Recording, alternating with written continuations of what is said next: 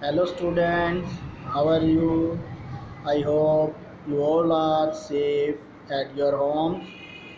Last time we read passage first, second, third, fourth, first lesson of ninth class English. Now we are continuing from passage 5. Please listen it carefully. The inspector had smiled after he was finished. तकनीकी कार्यकर्ता ने जब अपना कार्य समाप्त कर लिया तो वह मुस्कुराया एंड पैटेड मार्गीज हेड और उसने मार्गी के सिर पर हाथ रखा। He said to her mother उसने उसकी माँ से कहा, it's not the little girl's fault Mrs Johns.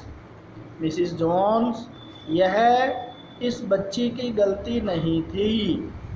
I think the geography sector was geared a little too quick. मुझे ऐसा लगता है कि जियोग्राफी का सेक्टर जो था वो थोड़ा सा आगे बढ़ गया था। दोज थिंग्स हैपन समटाइम्स, कई बार ऐसा हो जाता है। I slowed it up to an average 10-year level. मैंने इसे 10 साल के बच्चे के लिए सेट कर दिया है। एक्चुअली वास्तव में the overall pattern of our progress is quite satisfactory, कि इसका जो भी कार्य है वो संतुष्ट है। And he patted Margie's head again. उसने मार्गी के सिर को फिर से सहलाया। The first question, which inspector has been referred to in these lines. इन पंक्तियों में किस इंस्पेक्टर की बात की गई है। द काउंटी इंस्पेक्टर, तकनीकी कारीगर। Who came to repair Margie's mechanical teacher is referred to in these lines. जो मार्गी के मैकेनिकल टीचर को रिपेयर करने के लिए आया था। What had the inspector done? Inspector ने क्या किया। He had repaired Margie's mechanical teacher. उसने मार्गी के मैकेनिकल टीचर को ठीक किया। Who was Mrs Jones? Mrs John कौन थी। Mrs Jones was Margie's mother. Mrs John Margie की माता जी थी। The inspector did a thing twice. What was it? Inspector ने एक काम दो बार किया, वो क्या था। The inspector patted Margie's head twice. Inspector ने मार्गी के सर पर दो बार हाथ रखा था। Which word in the passage means the way in which something happens. इस पैसेज में कौन से शब्द का मीनिंग है कि यह घटनाएं कई बार होती रहती हैं।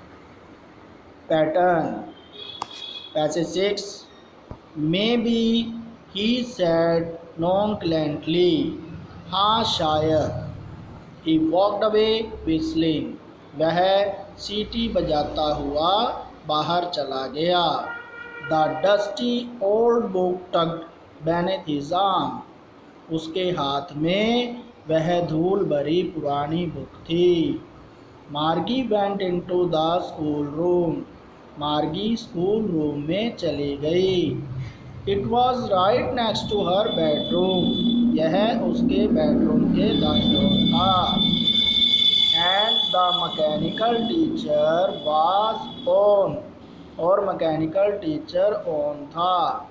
वेटिंग फॉर हर, उसके इंतज़ार कर रहा था।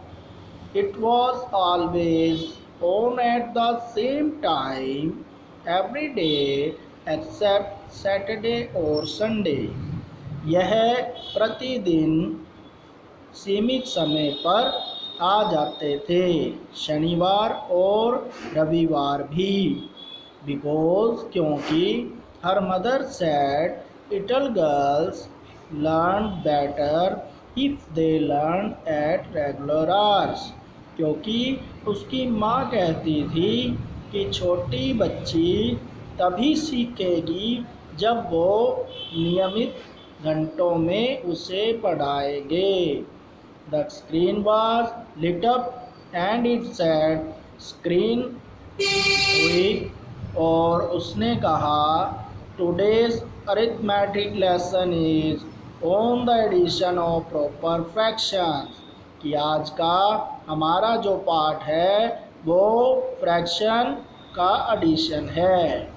Please insert yesterday's homework in the proper slot, कृपया कल का होमवर्क फीड करें। Question, may be he said nonchalantly, who does he refer to, उसने कहा कि शायद यहाँ पर वह या उसने कौन है। ही रेफर्स टू टॉमी, वह टॉमी है। Where was Margie school situated, Margie का स्कूल कहाँ पर था। In her house in the room next to her bedroom, उसके घर में उसके बेडरूम से अगला कमरा था। What was the routine of Margie's mechanical teacher, Margie के मैकेनिकल टीचर का क्या रूटीन था। It flashed at the right time daily except on Saturday and Sunday, यह प्रतिदिन फिक्स टाइम पर ऑन हो जाते थे, शनिवार और रविवार भी।